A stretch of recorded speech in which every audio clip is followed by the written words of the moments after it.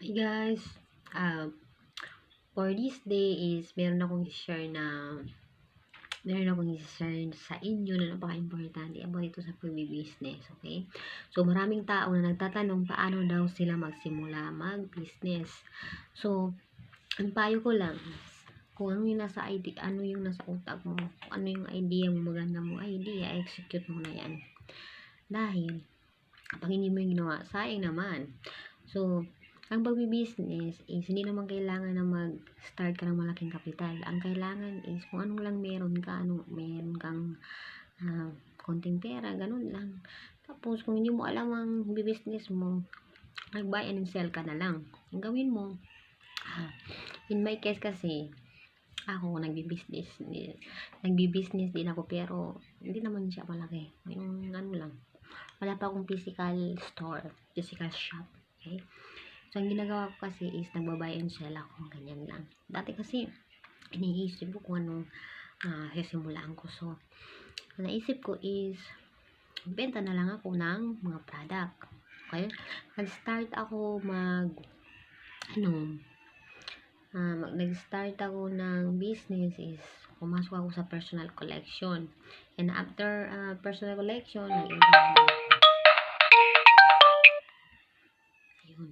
nag-ibon naman ako.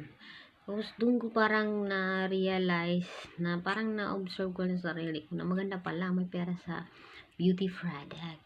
Yung personal collection naman kasi is mga necessary yung home care. Lahat na. Mga essential products. Yung Ebon naman is ganun pa rin. Pero mas sikat ang personal collection. So, nung matagal na, dinagdagan ko yung mga product na binibenta ko kasi kapag nagbebenta ako sa mga taong parang naboboard sila yung mga binibenta ko kasi puro ano lang, personal collection lang. Tapos ang ginawa ko, dinagdagan ko siya ng mga Benz perfume. So bago ako nag-start ng yung hindi personal collection na products, ang ginawa ko is bumili ako ng tag-dalawang perfume na bench. Tapos, ang ginawa ko nung binili ko yung pinost ko sa social media. Tapos, nung ko nakita, yung mga tao is, ang gusto talaga nila is so in love. Yun yung pinaka-gusto nila, yung so in love. So, nung nalaman ko na yun ang pinaka-gusto nila is, yun ang binili ko. Maraming binibili ko. Minsan, bumibili ako ng, first time bumili ako dalawa. Bumili ako pag second is 5. Napansin ko na marami nang bumibili. Ang ginawa ko is dinagdagan ko, dinamihan ko 10 hanggang 15 yan. Tapos yun na. Nalaman ko na yun ang gusto nila. So yun yung marami kong binibili. So sa pagbi-business kasi mahalaga rin na alamin mo or observe mo yung community mo. Yung community mo, sino yung target market mo, ano yung problema nila, at yan yung susolve mo. Kung nalaman mo na kung anong problema nila, yan yung susolve mo. So, ano yung gusto nila, yun bilhin mo, tapos bibenta mo sa kanila. Okay? Dapat, hindi ka rin nagbibenta, nagbibigay ka rin ng value. Sinusolve mo yung problema ng mga tao. Halimbawa na lang, ganito. Yung mga case, nagbenta ako lang, personal collection, bahay-bahay. Tapos, nung nandun na ako, hindi sila bumili doon. Ang ano nila is, meron ba daw akong product na pampaalis ng, alam mo yung panaw, o tapos yung nunal, pampaalis na lang. Tapos, nung nalaman ko, siyempre, nilagay ko yun sa utak ko, sa kokote ko na kailangan nila yung, nung naglabas ako, inaanap ko yun, tapos binili ko, tapos binenta ko sa kanila. So, papatungan ko lang yun. Kasi siyempre naman, nag-effort ako doon, di ba?